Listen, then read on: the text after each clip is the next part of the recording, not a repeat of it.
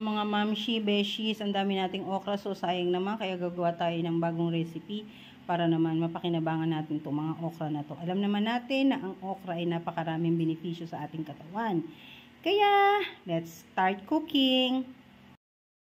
Mga okra natin, okay, kulang sa tubig, so dagdagan natin na kumulo or maluto yung ating okra. Mag-prepare na tayo ng itlog.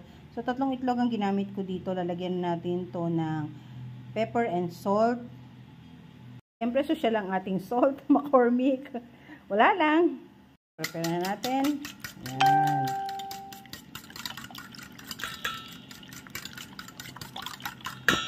Simple-simple lang actually ito. Ang kailangan mo lang ay ang okra, itlog, salt and pepper. Siyempre, ang oil na kailangan mong pagprituhan. Ngayon, optional na lang kung meron kang cheese for toppings. Kagaya ko, baka mamaya gagamit ako ng mozzarella kasi meron binigay sa atin. Ayan. Ready na ba ang ating itlog? Okay po, lutuin pa natin ang okra. Ayoko naman ng masyadong matigas at baka mamaya hindi natin makagat. Pero okay din naman kung gusto niyo lang ng half cook para may konting crunchy dyan. Ayan. Wait lang natin a few more minutes at hahanguin na natin yan. Pagkatapos kong ilagay, hiniwa-hiwa ko yung ating okra. At ngayon, ilalagay ko na siya sa itlog. Hinaluan ko lang ng konting cornstarch para sa ganun ay alam kong hindi siya maguguho. Maguguho. Para lang pampadikit lalo. Guys, ayan na nga, pinrito na natin ang ating mini torta. Nilagyan ko yan ng konting cheese. Kung wala naman cheese, okay lang din.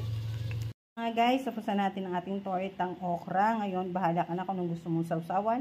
Pwede yung ketchup or mayonnaise or whatever na tingin mo ay sweet and sour dip. Pwede dyan. So, let's start eating. Okay.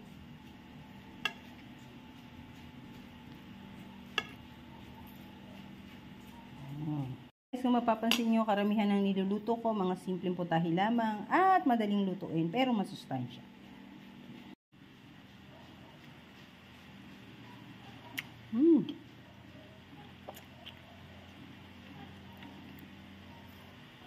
Nice. Ang masarap kasi kailangan minsan mag-iimbento na tayo ng mga ulam or pagluluto, paraan ng pagluluto. Kasi kung lagi lang natin nilalaga ang okra, parang nakakasawa na rin minsan.